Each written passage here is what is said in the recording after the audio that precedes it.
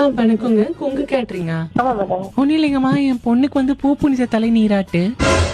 என்னன்னா இதுக்கு எவ்வளவு மேடம் சார்ஜ் பண்றீங்க? இதுக்கு எவ்வளவு பேத்துக்கு மேடம்? ஒரு 450 பேரு. நாங்க ஒரு 50 பேத்துக்கு அந்த மாதிரி தான் பண்ணுவோம் மேடம். மேடம் அப்ப வந்து உங்களுக்காக நாங்க 50 பேர் மட்டும் வான்னு சொல்ல முடியுமா? 50 பேருக்கு எவ்வளவு சார்ஜஸ் பண்றீங்க? என்னென்ன மாதிரியான ஃபுட்ஸ் எல்லாம் வருதுங்க? காலையிலங்களா? காலையில அப்ப நம்ம ஏதாவது டிஃபன் ஐட்டம் தானே கேட்பீங்க? இல்ல பிரியாணி அந்த மாதிரி பண்ணணும் காலையில. காலையில யாரு மேடம் மார்னிங்ல மட்டன் பிரியாணி சாப்பிடுவாங்களா? நான் எங்க குடும்பத்துல எல்லாம் சாப்பிடுங்க. அதுங்க எவ்வளவு மேடம்? மட்டன் பிரியாணி ஒண்ணு எவ்வளவு? மட்டன் பிரியாணி 320 ரூபா மேடம். வணக்கம் மேடம். ஆக்சுவலி நாங்க வந்து ஒரு யூடியூப் சேனல்ல இருந்து கூப்பிடுறோம். ஒரு மட்டன் பிரியாணி 320 இதெல்லாம் மக்கள் பாத்துட்டு இருக்காங்க. இவ்வளவு வந்து நீங்க பகல் கொள்ளையா இருக்கு இல்லையா? இது எத்தனை வருஷமா மேடம் பண்றீங்க? கேட்டரிங் சர்வீஸ் 2 இயர்ஸா பண்ணிட்டு இருக்கேன் சார். அது கேட்கல மேடம், மக்களை ஏமாத்துறீங்களா? அது எத்தனை வருஷமா?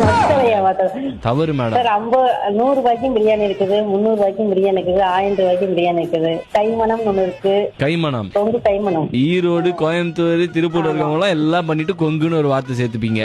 ஆமா சார், எங்க அடுத்துக்கு ஆலையில சார். உங்களை அடிச்சுக்கிறதுக்கு ஆளே இல்ல, எதுல ஏமாறுறது இல்ல தானுங்க? இல்ல சார், சமைக்கிறது இல்ல.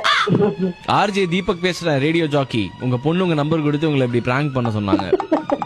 இதுதான் சார் ஒரு தடவை பர்த்டே ஒரு தடவை ஏமாத்துறாங்க. சொன்னல கோயம்புத்தூர்காரெல்லாம் ஈஸியா மாத்திடுவாங்கன்னு. ஒரு டேக் லைன் சொல்லிட்டு போயிடலாம் கொங்கு மக்களுக்கு. வரவங்க எல்லாருக்கும் வைப்போம் ஐஸ், வரவங்க எல்லாருக்கும் வைப்போம் ஐஸ், ஏன்னா நாங்க தான் கொங்கு கைஸ்.